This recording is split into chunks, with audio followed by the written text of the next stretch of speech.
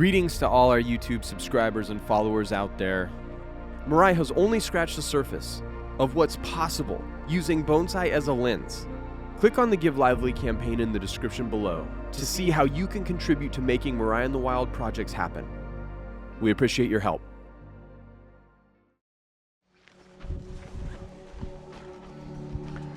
First shot of the trip, Bubbles.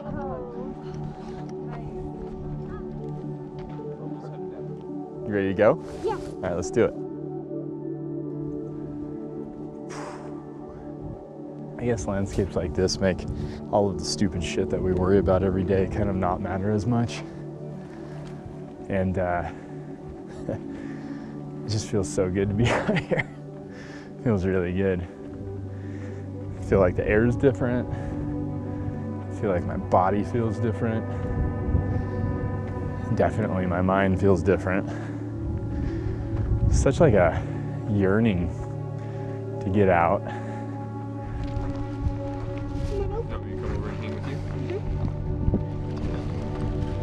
How are you?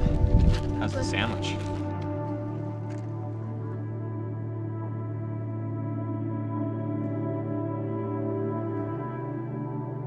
Thank you. You better set up camp fast. Yeah. We better. Or we could just go to that nice house.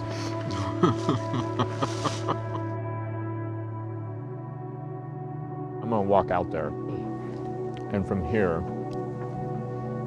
you can see what it looks like. Does that sound good? Because that looks really epic right now.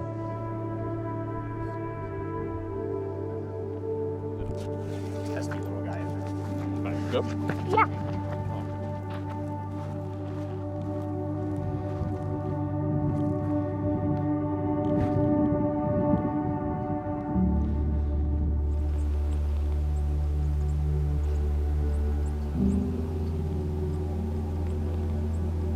Oh man. Where's the tree? Put it here. Let's get it.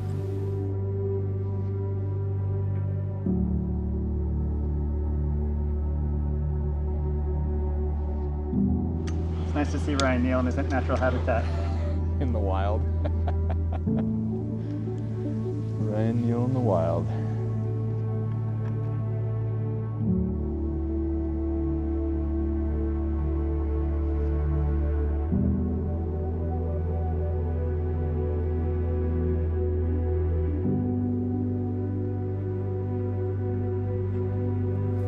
Subalpine skirt. That's what they call it.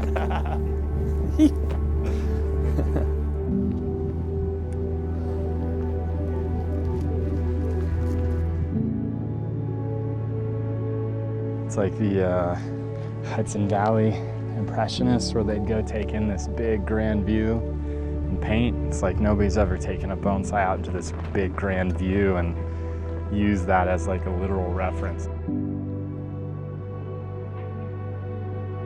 From that side looking back at that grove, that hillside, and the way that the wind is influencing and the skirt hanging off of the edge of it, was just like, that's the tree that I brought to like match a physical, literal representation. Like that was it.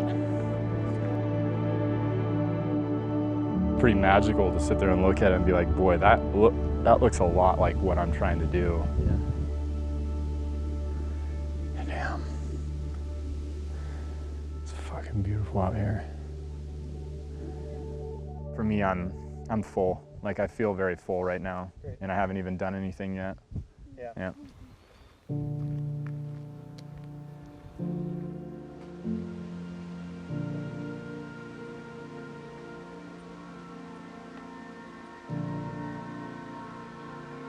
We are at the top of a 5,000 to 7,000 foot mountain, depending on where you orient, completely engulfed by clouds and fog and coated with a consistent dew that's actually pretty spectacular. It's not super cold, it's not windy, it's just experiencing the environment today.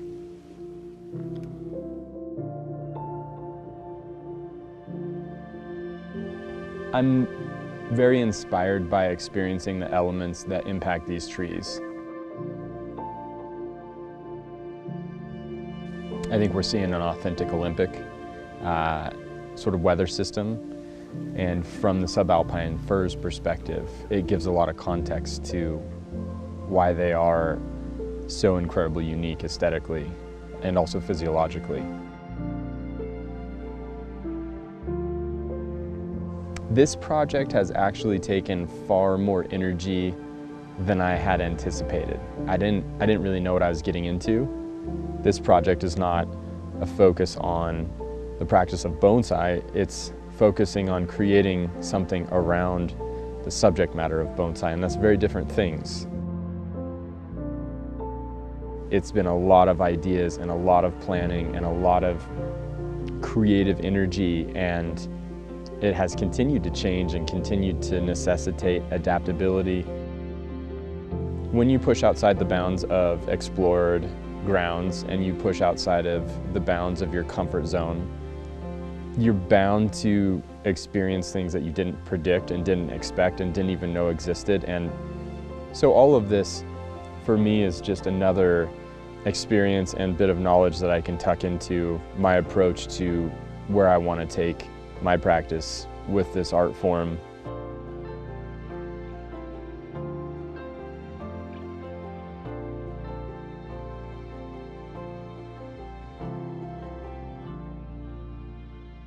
I think we should cut out relatively early today, so that we can be up here at sunrise and just see if it's going to happen.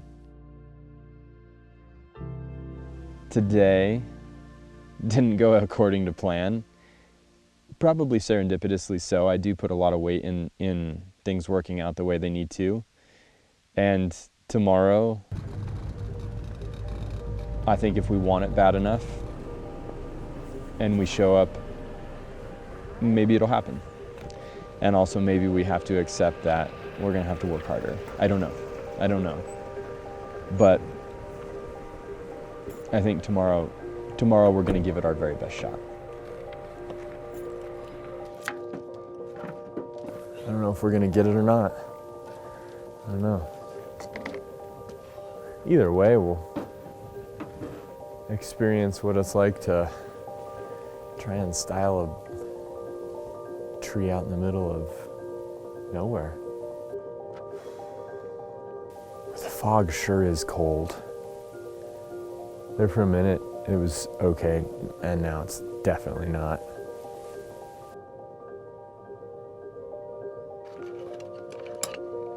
If I were to call one aspect of what I do, an attempt at art or to create a dialogue that I feel goes beyond just speaking about the physical tree and environment, it would be making bonsai the subject of a dialogue.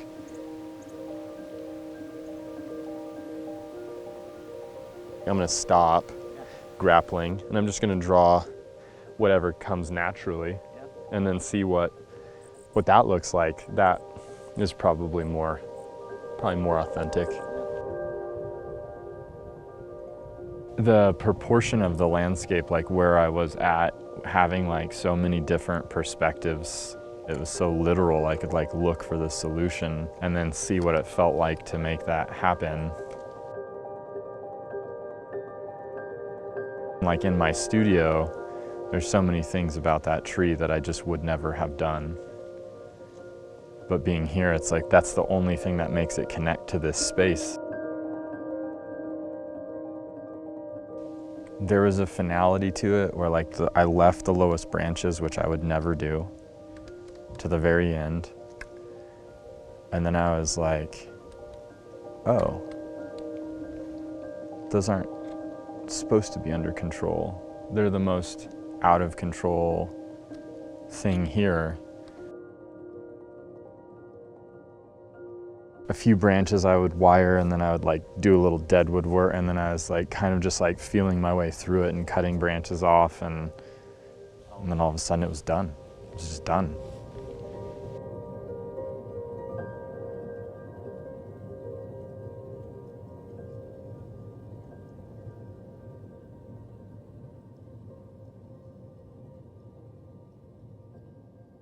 I'm eating organic cashews and wearing Patagonia to do an artistic project.